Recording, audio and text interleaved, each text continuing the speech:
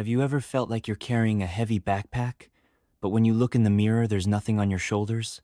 You walk around, go to work, meet friends, but that weight is always there, pressing down. That is a perfect description. It's the invisible weight of debt, specifically student loans. It's this massive shadow that follows people around, sometimes for decades.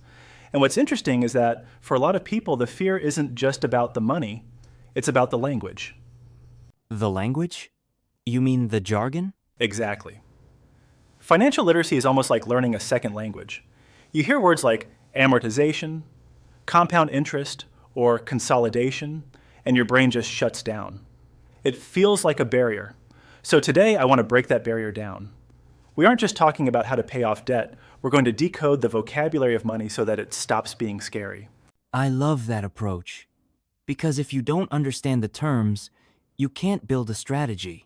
It's like trying to play a board game without reading the rulebook.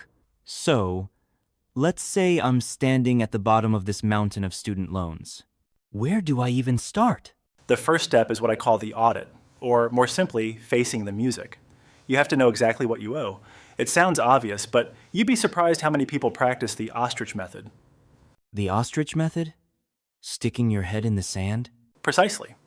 Ignoring the mail, not logging into the accounts, it's a defense mechanism. But you have to list every single debt.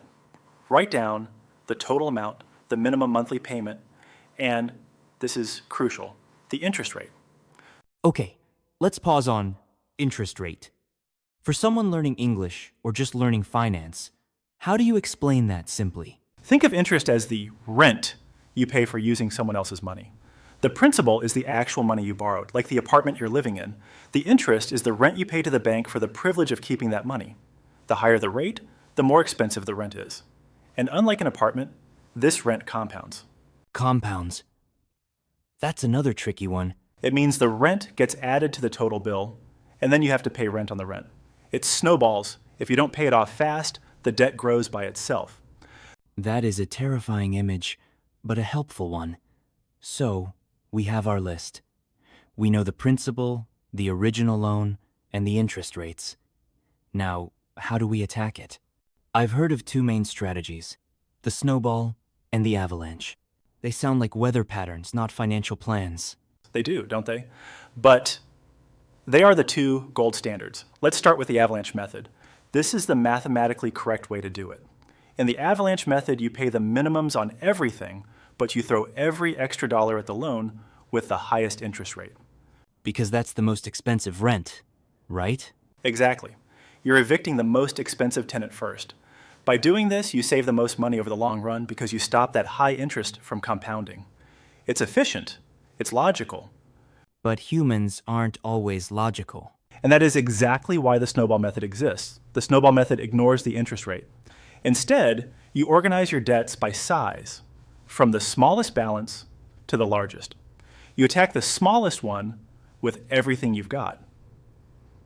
Wait, so even if the smallest debt has a tiny interest rate, I should pay that first? That sounds like I'm losing money. Mathematically, maybe a little, but psychologically, you're winning. Imagine you have a $500 credit card bill and a $20,000 student loan. If you tackle the big loan, you won't see progress for years. But if you pay off that $500 in a month, boom, it's gone.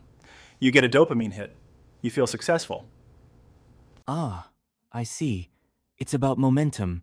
Like pushing a snowball down a hill, it starts small but gets bigger and faster. Correct. For many people, debt is an emotional problem, not a math problem. If you need motivation, choose the snowball. If you are a disciplined robot who loves efficiency, choose the avalanche. I think I'm definitely more on the snowball side. I need to see those wins to keep going. But let's talk about the fuel for this engine. You can have the best strategy in the world, but if you don't have the cash flow, you're stuck. This brings us to the other side of the equation, income versus expenses. There's a lot of advice out there about cutting coupons and skipping lattes. And sure, frugality, being careful with money, is important. But there is a limit to how much you can cut. You can't cut your spending to zero. Right. You still have to eat. Exactly. But there is no limit to how much you can earn. This is where the side hustle comes in. Side hustle. That's a very modern term. It is. It refers to any work you do outside of your main job to make extra money. Freelancing, tutoring, driving for a rideshare app. When you are in debt emergency mode, increasing your income is usually more effective than trying to save 50 cents on coffee. So, treat the debt like an emergency? Yes. Imagine your hair is on fire. You wouldn't walk casually to find water. You would run. That's the intensity you need. If you can make an extra $500 a month and put that strictly toward the principal, you can shave years off your repayment time. Shave years off. I like that phrase. It implies that debt is actually stealing our time. That is the deepest truth of it. Debt is essentially borrowing from your future self. When you take a loan, you are promising that your future labor belongs to the bank, not to you. Paying it off is buying your freedom back. That's a heavy concept. It shifts the perspective from, I have to pay this bill, to, I am buying my future. Precisely. And while we are on strategies, we should briefly touch on refinancing. Another vocabulary word. Break it down for us. Refinancing is basically taking out a new loan to pay off your old loans. Why would you do that? Because the new loan hopefully has a lower interest rate. It's like trading a mortgage with a 7% interest rate for one with a 4% rate. You owe the same amount of money, but the rent on the money goes down. Is there a catch? Always. If you have federal student loans, loans from the government, they come with protections. If you lose your job, the government might let you pause payments. Private banks usually won't do that. So if you refinance federal loans into private loans, you lose those safety nets. You have to be very careful. So, don't just sign the paper because the number looks lower. Read the fine print. Read it twice. It goes back to literacy. Understanding terms like fixed rate versus variable rate. A fixed rate stays the same forever. A variable rate can change. It can go up if the economy changes. For someone trying to get out of debt, stability is usually better than gambling. We've covered the mindset, the two main strategies, Snowball versus Avalanche, increasing income and refinancing. But I want to ask about the mental fatigue. It takes a long time to pay off $30,000 or $50,000. How do people stay consistent without burning out? That is the hardest part, the messy middle. At the beginning, you are excited. At the end, you are sprinting. But in the middle, it feels like a grind. The key is to automate everything. Make the robots do it? Yes. Set up automatic payments.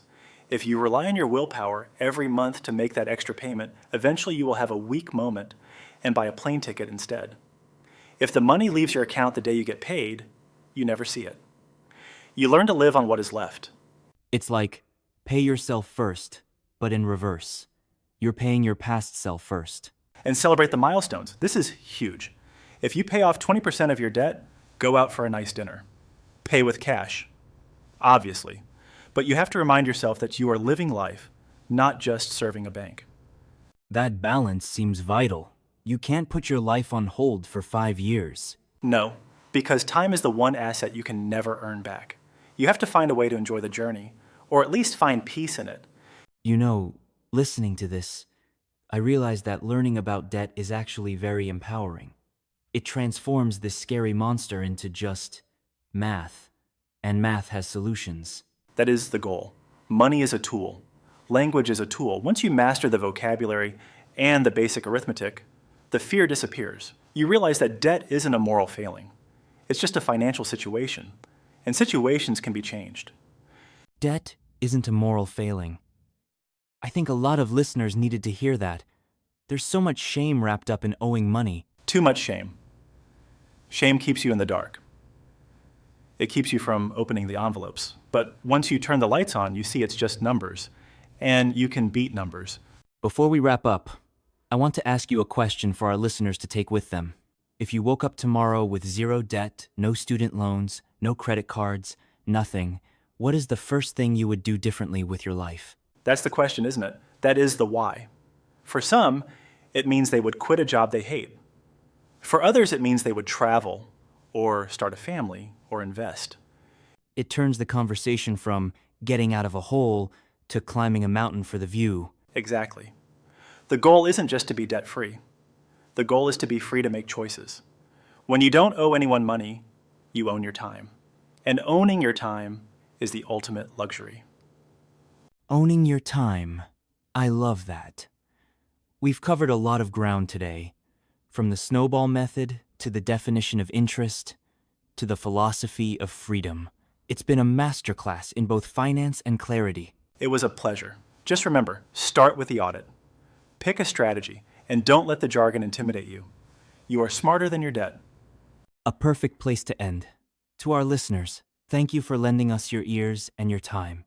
We hope your backpack feels a little lighter today. Keep climbing. See you next time.